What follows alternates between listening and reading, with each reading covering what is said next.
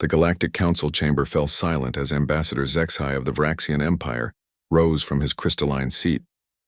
His four eyes, each capable of perceiving different spectrums of light, focused on the holographic display showing a blue-green world orbiting a yellow star. The planet looked deceptively peaceful from this distance. "Honorable members," Zexai's voice resonated through his vocal chambers, creating the harmonic frequencies that marked formal discourse among his species. "We gather today to commemorate the 500th anniversary of what historians call the human miscalculation. Though I prefer the more accurate term, the day we nearly ended ourselves." Elder Kothra of the Zephyrian Collective shifted her massive form, her bioluminescent patches flickering in what her species called deep contemplation. She had been there, 5 centuries ago, when the Council had made the decision that would haunt every civilized species in the galaxy. "The archives show we were so confident," she rumbled, her voice carrying the weight of age and regret. Earth appeared to be just another primitive world.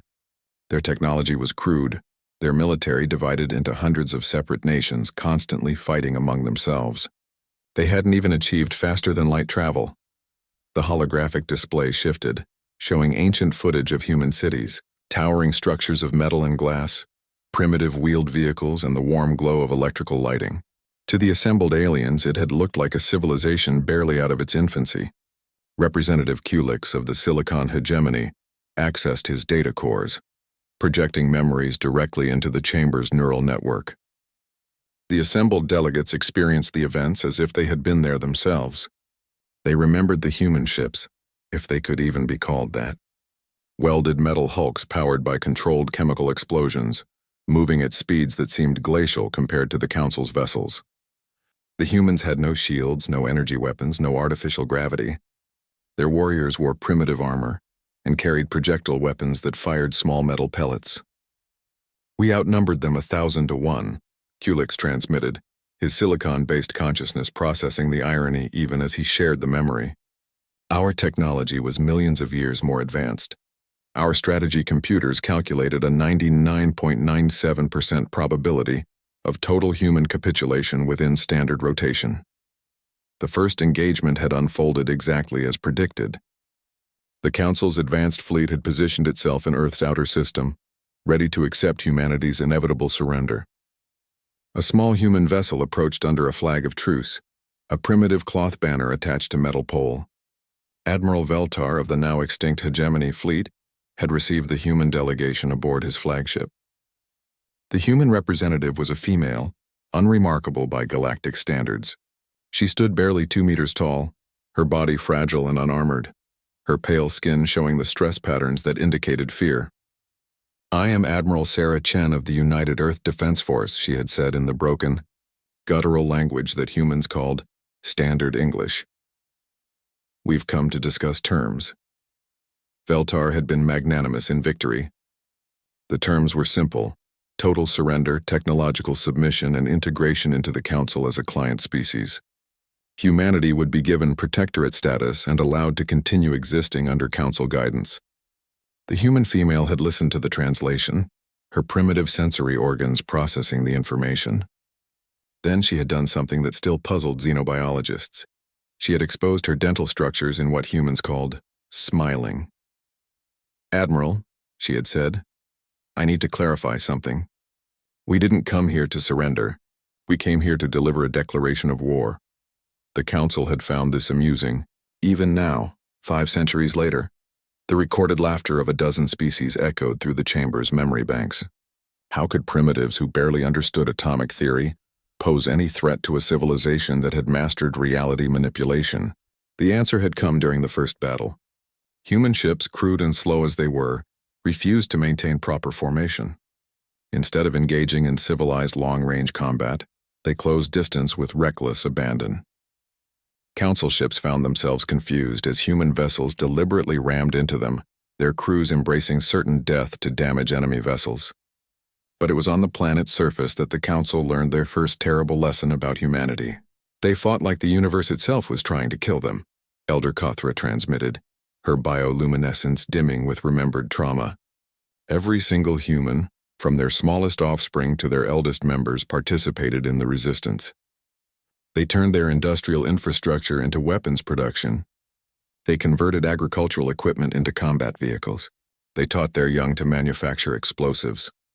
The projected memories showed Council ground forces, equipped with energy shields and plasma weapons, being systematically eliminated by humans using improvised explosive devices, projectile weapons, and tactics that violated every principle of civilized warfare. Humans appeared from concealment, attacked, and vanished. They fought from within their structures, from underground tunnels, from hidden positions in their natural environment. They poisoned their own water supplies rather than let us use them, Clix's data cores recalled. They destroyed their own infrastructure to deny it to us. They fought with such ferocity that our ground forces developed what your species would call psychological trauma, a condition previously unknown in Council military history. The war had lasted 3 years, 4 months and 16 days. By its end, the Council had committed 70% of their military forces to the conflict. Human resistance had never wavered, never negotiated, never showed the rational self-preservation instinct that marked every other sentient species. But the moment that truly broke the Council's understanding came during the final assault on Earth's capital regions. A human military unit cut off and facing certain death had transmitted a message on all frequencies. For every human you kill, we will kill 10 of you. For every city you destroy, we will visit destruction upon 100 of your worlds. We are not fighting for victory. We are fighting so that when you look at the stars at night, you will remember what it cost to make us bleed. The human unit then detonated a nuclear weapon in their own position, taking an entire Council armored division with them.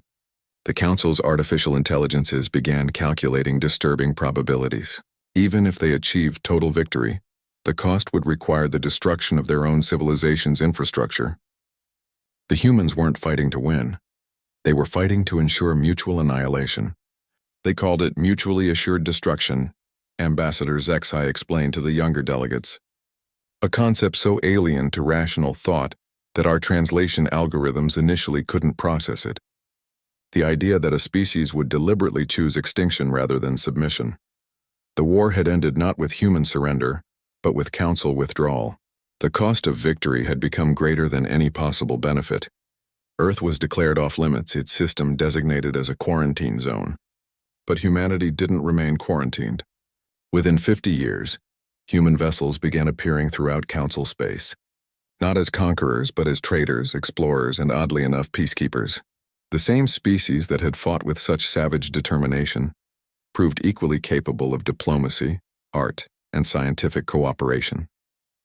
They sent us their music, Elder Kothra transmitted, her patches flickering in what humans had taught them was called amusement. Their literature, their mathematical theories. The same minds that had engineered our mutual destruction began engineering solutions to problems that had plagued the galaxy for millennia. The holographic display showed modern scenes, humans working alongside aliens in research facilities, human ships protecting trade routes from pirates, human diplomats mediating disputes between species that had been enemies for generations. Today, humans serve in every major galactic institution, Kulix observed. They've become the species others call when conflicts seem unsolvable. Their unique psychology, the same trait that made them such terrifying enemies, makes them exceptional peacekeepers. Ambassador, HFY concluded the memorial session with the traditional, words spoken at every anniversary. Let the record show that on this date 5 centuries ago, we learned that survival is not always the highest value a species can hold. Some things humans taught us are worth dying for, and paradoxically, by being willing to die for their freedom, they showed us all how to truly live. The chamber fell silent as delegates processed this ancient lesson.